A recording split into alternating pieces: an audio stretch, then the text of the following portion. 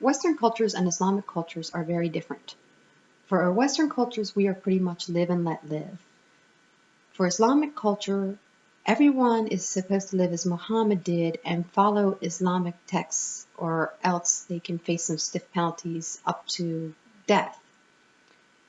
We are seeing jihad being conducted in many ways. Some people that try to make excuses for Islam try to say it's an internal struggle. That is not true. That is Muslims practicing taqiyya in order to lie, to lull people into a false sense of security.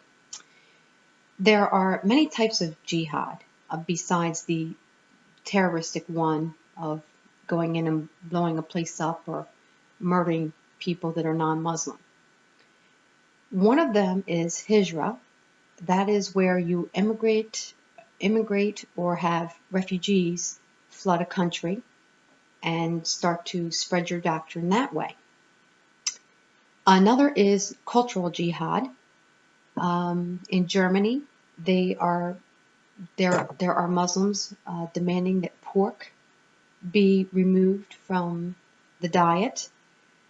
They will call for the ban of alcohol. They will demand halal food be provided. And halal food, the killing of animals is done in a cruel manner. Basically, they say they have to recite some verses of the Quran to make it halal, and it has to be done by the appropriate people. It's just a way to ensure that Muslims have jobs, and it is a way to funnel money into terrorist organizations. So know that if you're buying something that's halal, you're probably most likely sending money off to terrorist organizations. So personally, I would not buy anything halal.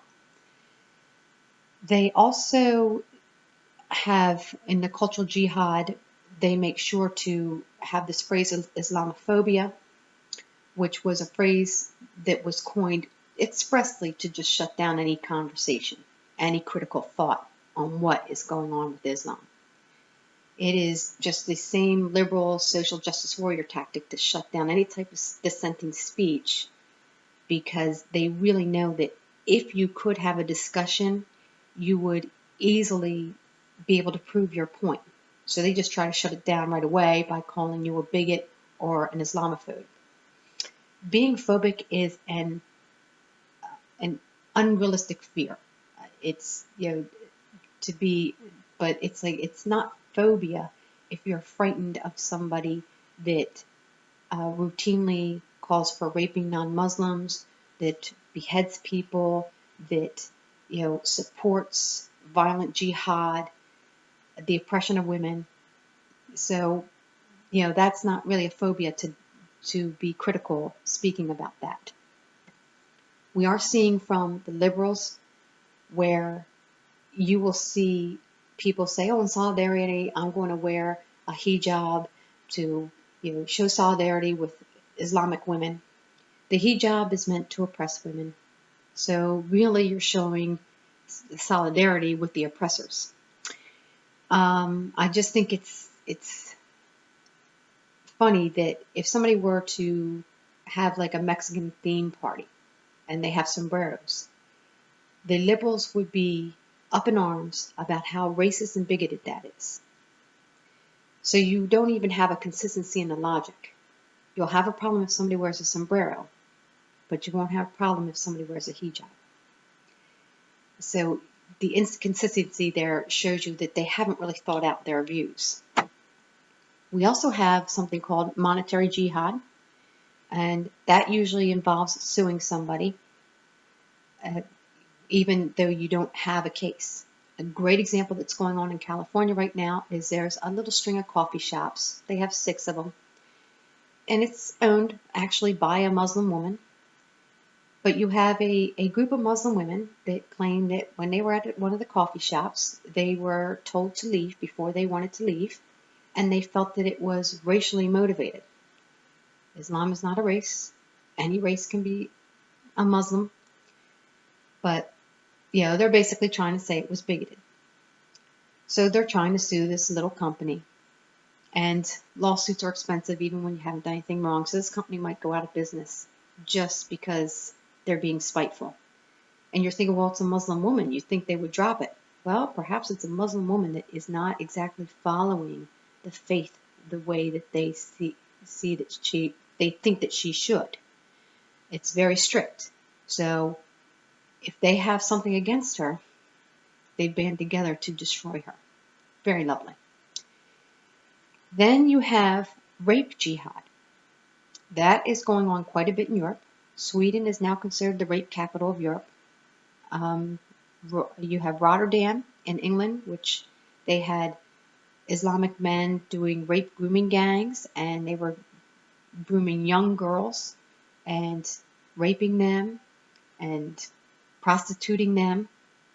You have Cologne, Germany, where they had the mass rapes on New Year's Eve. And what you're seeing is a lot of cover-ups from the police and from the political leaders. Now, a lot of times the police are told to cover up, and I guess, or they don't want to be viewed as racist. So either one of those reasons is not a good enough reason to hide the truth. But they've tried to hide the truth, and the truth has come out. And you have to wonder why. It's not just to save face, because we're talking about young girls being brutalized, young women being brutalized. In the most horrific of ways, some of the descriptions of these things will give you nightmares.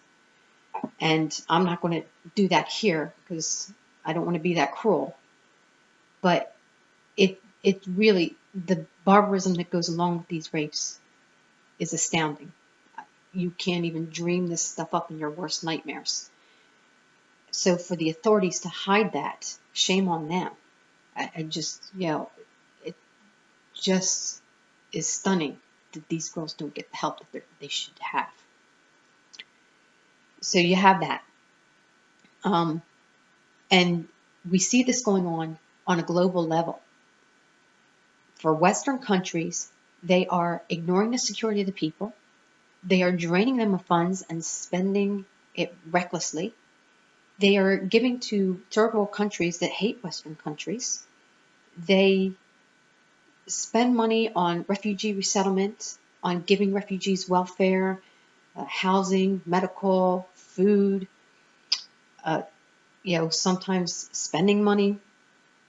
And the citizens that have paid into the system, you're seeing elderly not having enough to live on, or the sick not being able to get the medical care they need, even in, say, a Danish country with socialized medicine, so to speak, as Bernie Sanders calls it.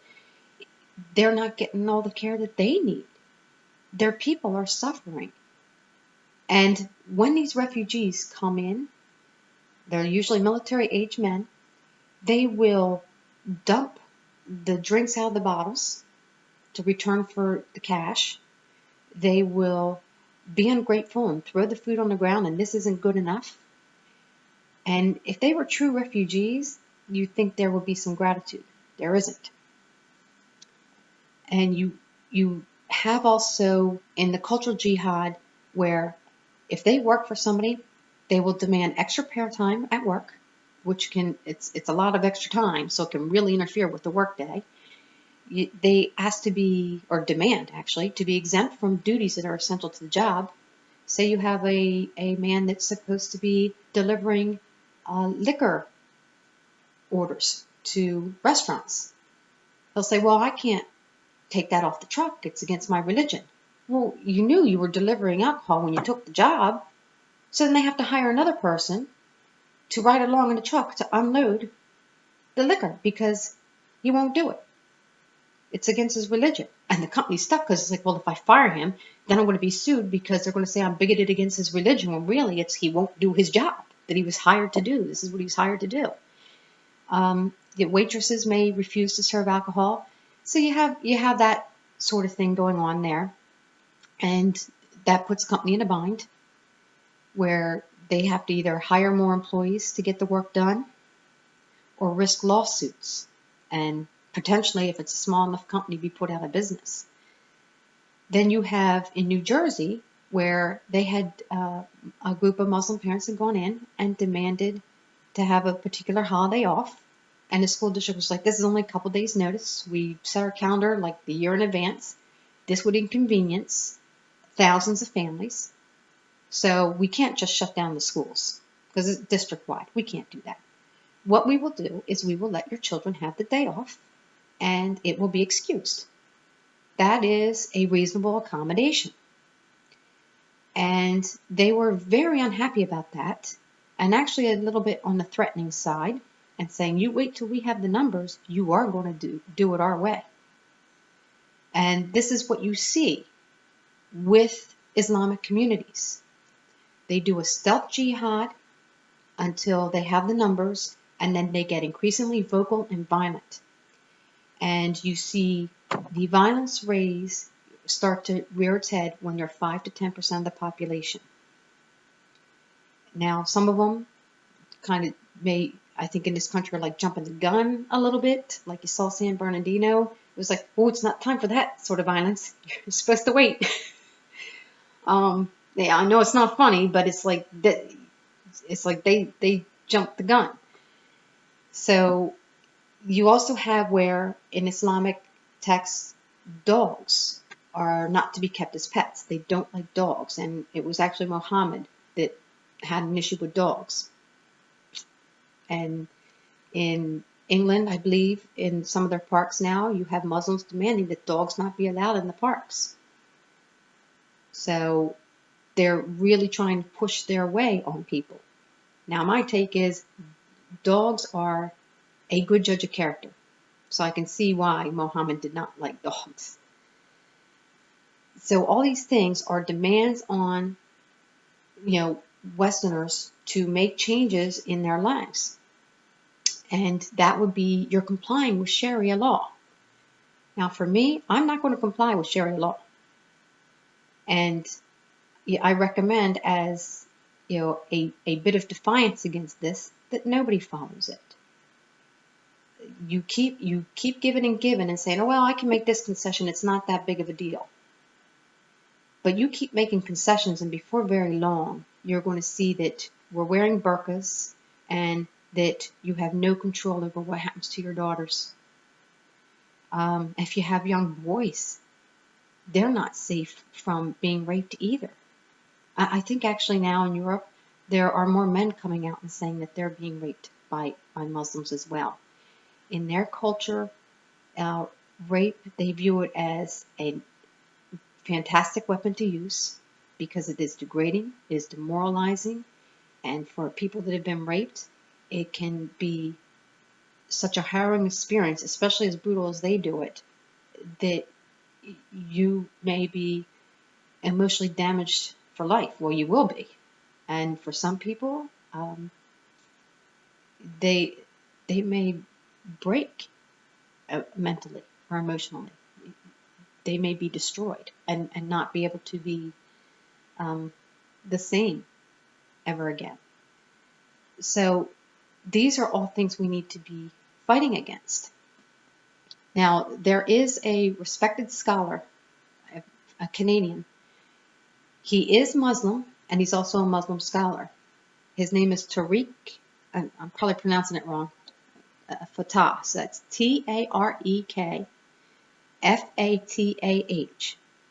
Now, he is a Muslim that is actually willing to speak out. And he is reasonable. For speaking out, he gets death threats. What he gets from the government, where he's trying to help put a stop to this violence, he gets from the government that he'll be investigated. He gets the death threats, and then he's treated like the criminal. And that does happen quite a lot with law enforcement. He's been banned from Facebook for speaking the truth. Not trying to spread hate. There's no hate in his message. He's just trying to, actually, if you think about it, when you're trying to protect people and protect humanity and protect society, that doesn't come from a place of hate. So he's not spreading hate. He's just trying to tell the truth. And the truth he's been saying is that in the mosques, they do preach a lot of hate. They do like launder money to terrorist groups. They do try to radicalize people. Um, and he said, for him, he doesn't even like going to the mosque. It's required, so he goes, but he doesn't like going because a lot of stuff is spoken in Arabic, and he doesn't speak Arabic, so he doesn't even understand some of what is being said. So he can't even report back some of what is being said. Now, there are some imams that are very honest about what they're doing, and they don't care because they think they have the numbers. So now they're being very open about it. Yeah, we want all gays killed. We want you to go out and rape non-Muslim women. We want you to, do a jihad. You have the chance, go and kill somebody in the name of Islam. So it's very serious that this stuff is going on. And I just find it ironic that Western cultures want to go after anybody that speaks out and is critical about what's going on. We're not speaking about committing violent acts, right? It's like the people that are being persecuted for speaking the truth aren't saying to go out and hurt anybody. That is not what they're trying to do. But they're trying to tell everybody, here's the truth. We need to step up and do something about it, and something through, the processes that we have in place to protect the people. Like, no more letting refugees in until we can vet and see who is dangerous and who is not. That is not from hate. That is from trying to protect your citizenry. Everybody wants to sit there and knee-jerk, well, that's bigoted. No, it makes sense. It's just like if I want to immigrate to another country, I would have to provide documents. One thing that is common to many countries is I would have to go down to the police station and get a report to show that I do not have a criminal record before I immigrate to another country. And to me, that makes sense. You don't want me there if I'm going to hurt your citizens. So that makes sense. I have no problem with that. That's not bigotry. That's just protecting your people. So our governments are not willing to protect us. And this is happening in all the Western cultures, all the Western countries. Because I'm following this news. It takes up a lot of my day, and I'm following this to see what's going on, because this is very scary. Now, I haven't had time to look into some of the claims that are out there, so I don't know what is true. Some people believe in the Illuminati. Some people believe in New World Order, Bilderberg Group, things like that. And I know that some people say, well, that's paranoia. That would never happen. Well, I can tell you from personal experience, I have dealt with uber wealthy people, and the things that go on that they are willing to do to hold on to money or power or what have you is astonishing. So I have a unique perspective on it. So something like this is not beyond the realm of possibility. I don't care why they're doing it. I don't care if they're doing it because they're just plain stupid. I don't care if they're doing it just because they're cowardly. It's like a worldwide epidemic of cowardice then. I don't care why they're doing it. They are ignoring the needs of the people. Western countries are ignoring the needs of the people. Russia seems to be the only one that has a leader that is saying, I am not going to have my people cowed. I think he is the only one. I don't care what you think of Putin, but I think he is the only one that is actually saying we are not allowing for this. So I'm not sure what we do here, but our governments are not doing right by us. We need to be aware of what all this means, because it is amazing in my area, like people don't know that we have, not very far away, a center that is reselling refugees here in my state. And people aren't even aware.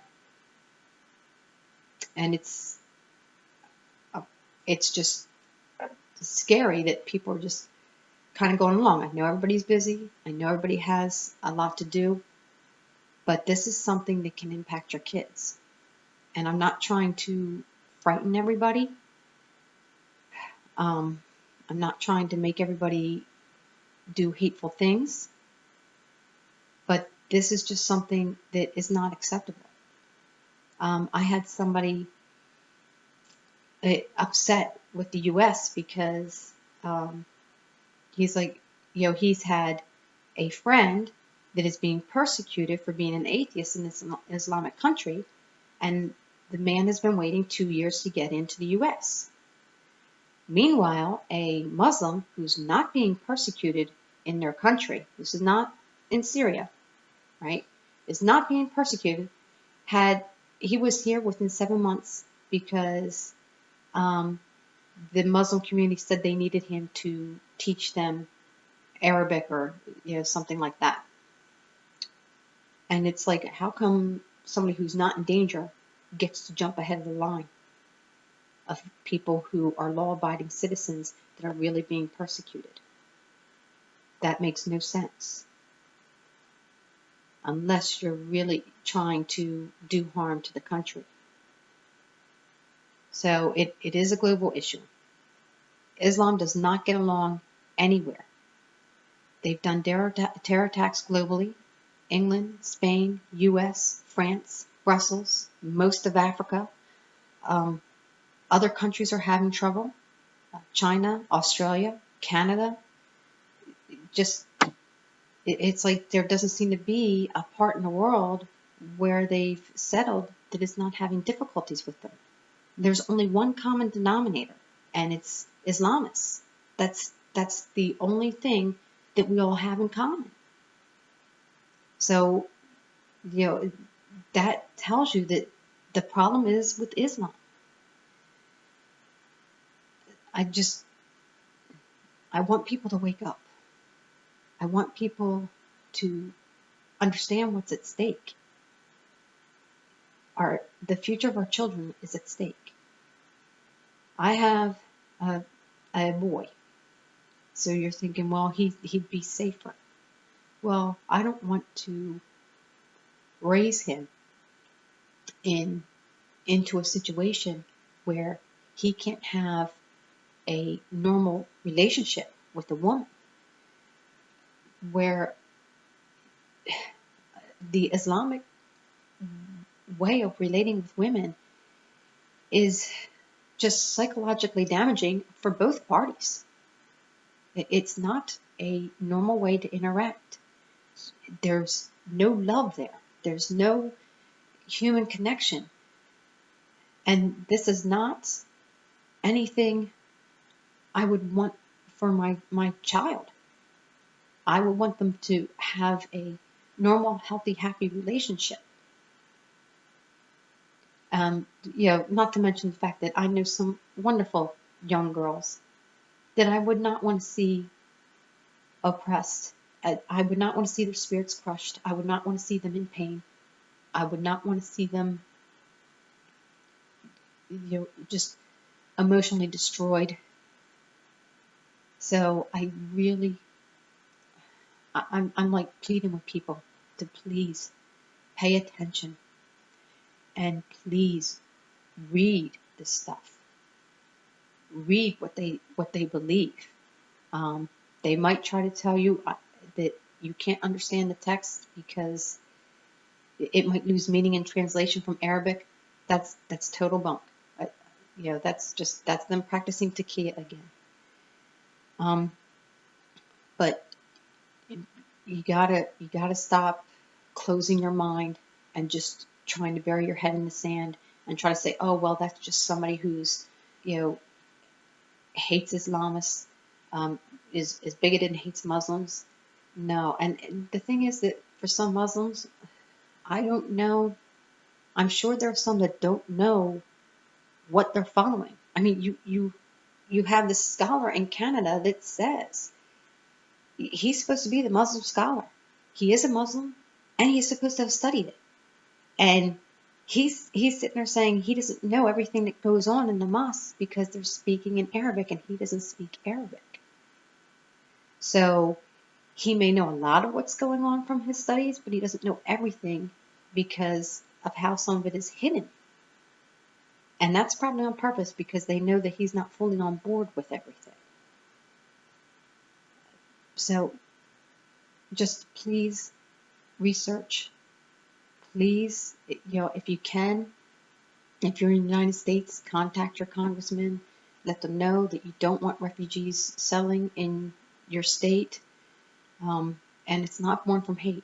It's born from love of your family, of your fellow neighbors, and for making sure that our children are safe.